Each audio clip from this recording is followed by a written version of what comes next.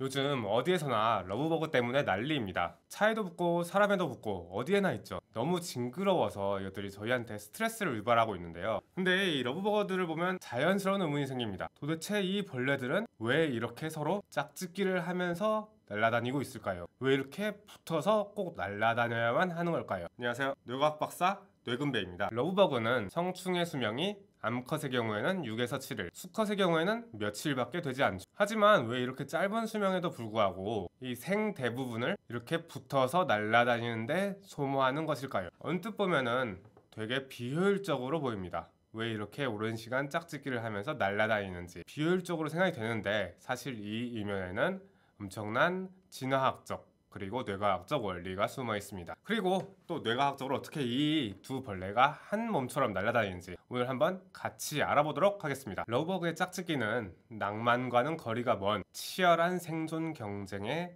장입니다. 수컷들은 암컷보다 먼저 번데기에서 나와 암컷이 나타날 장소 위에서 거대한 무리를 형성합니다. 이때 덩치가 큰 수컷일수록 암컷이 나타날 확률이 높은 지상에서 가까운 곳에서의 무리를 형성하며 심지어 이미 짝을 이룬 커플을 떼어 넣으려 시도하기도 합니다. 이처럼 치열한 경쟁 속에서 수컷이 자신의 유전자를 확실히 남기기 위해서 선택한 전략이 바로 교미 후 짝짓기입니다. 많은 곤충 세계에서는 마지막에 교미한 수컷이 암컷의 알 대부분을 수정시키기 때문에 수컷은 교미 후에도 암컷 근처에 머물면서 다른 수컷 경쟁자들을 경계하곤 하는데요. 러브버그는 이 전략을 극단적으로 실천한 사례라고 할 수 있겠습니다. 정자 전달 자체는 약 12시간이면 다 끝나게 되는데 이 이후에도 계속 붙어서 같이 날아다니면서 다른 수컷의 접근 자체를 아예 막아버리는 것이죠.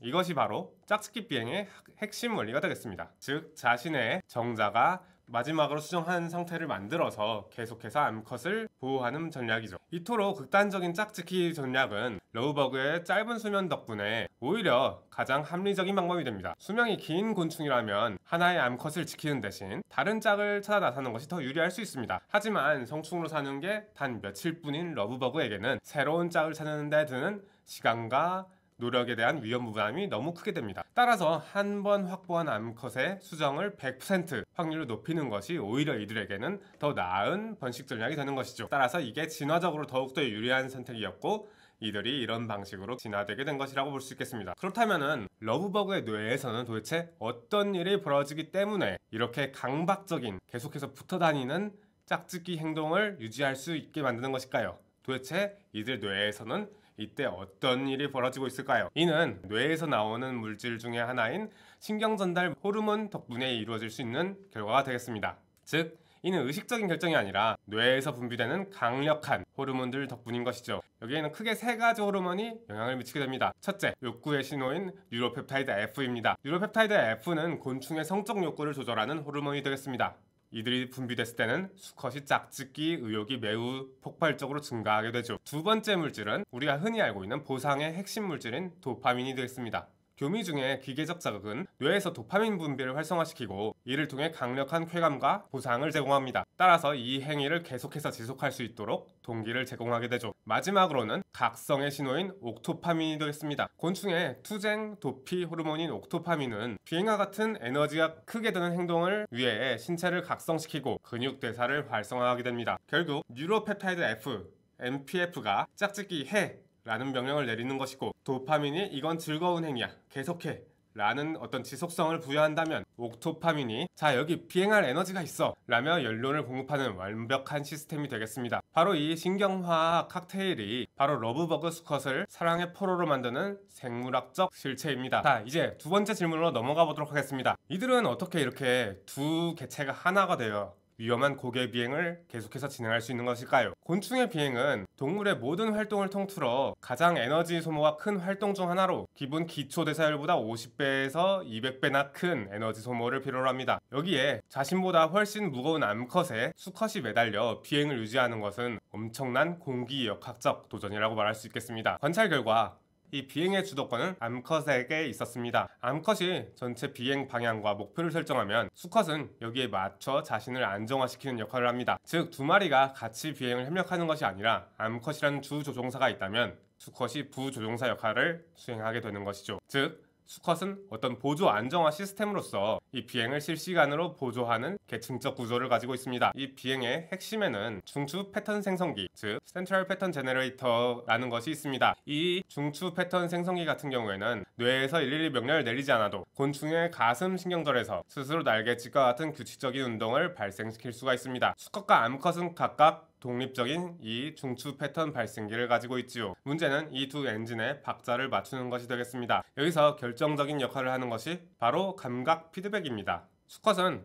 암컷의 모든 움직임을 두 가지 경로로 감지하고 자신의 CPG를 실시간으로 수정합니다. 첫째 방식은 바로 시각 정보입니다. 수컷의 큰 겸류는 주변 풍경의 흐름과 암컷과의 상대적 위치를 파악해 대략적인 비행 경로를 맞춥니다. 하지만 더 중요한 것은 둘 사이의 물리적 연결을 통해 전달되는 기계 감각 정보입니다. 수컷의 몸과 다리, 날개 기부에 분포한 미세한 감각기들이 암컷의 비틀림, 진동 등 모든 움직임을 나노초 단위로 감지합니다. 이 신호는 뇌를 거치지 않고 거의 즉각적으로 수컷의 가슴 신경절에 전달되어 수컷의 날갯짓 리듬을 암컷의 리듬에 강제로 동기화시킵니다. 이것이 바로 두 마리가 한 몸처럼 움직일 수 있는 신경 제어의 비밀이 되겠습니다. 결국 러브버그의 놀라운 텐덤 비행은 필사적인 짝짓기 전략을 물리적으로 구현하기 위한 필연적인 결과입니다. 왜? 라는 진화적 압력이 어떻게? 라는 정교한 신경 시스템을 탄생시켰습니다. 이는 러브버그의 뇌가 번식 전문가로 특화되었을 가능성을 시사합니다. 꿀벌이나 초파리같이 이들과 달리 오랜 일상생활을 지니는 곤충들에서는 버섯체라는 뇌 영역이 매우 발달되어 있습니다. 이 영역은 다양한 감각을 통합하고 학습과 기억을 담당하며 경험을 통해 행동을 바꾸어버리는 유연성을 만들어줍니다. 하지만 복잡한 뇌를 유지하는 것은 매우 많은 에너지를 소모하게 됩니다. 러브버그처럼 성충의 기간이 매우 짧고 번식이라는 단 하나의 목표에만 집중된 곤충 같은 경우에는 복잡한 학습 능력이 오히려 사치입니다. 이들에겐 아예 그런 건 필요가 없죠. 실제로 성충이 되면 먹이를 아예 먹지 않는 매미나 수명이 매우 짧은 하루살이들 같은 경우에는 이 버섯체 영역이 현저히 축소되어 나타납니다. 즉 매우 작은 뇌를 가지고 있죠. 따라서 러브버그는 진화 과정에서 학습 능력 그리고 약간의 지능을 완전히 포기하는 대신에 그 신경 자원을 짝짓기 하면서 짝지키기에 올인한 것이 되겠죠. 그래서 여기에는 강박적 충동 회로와 텐덤 비행을 위한 투정밀 감각, 운동 제어 회로에 이 신경계를 올인했을 가능성이 매우 높습니다. 즉 이들은 교미밖에 모르는 생명체가 돼버린 것이죠. 흔히 성가신 벌레로만 여겨지는 러브버그. 하지만 그 안에는 생존과 번식이라는 지상 과제를 해결하기 위해 모든 것을 최적화해버린 효율적인 진화의 산물이 남아있습니다. 어쩌면 사랑밖에 모르는 이 러브버그 같은 경우에는 진짜 로맨틱한 곤충이 아닐까요? 이상 뇌과학자 뇌군배였습니다. 감사합니다.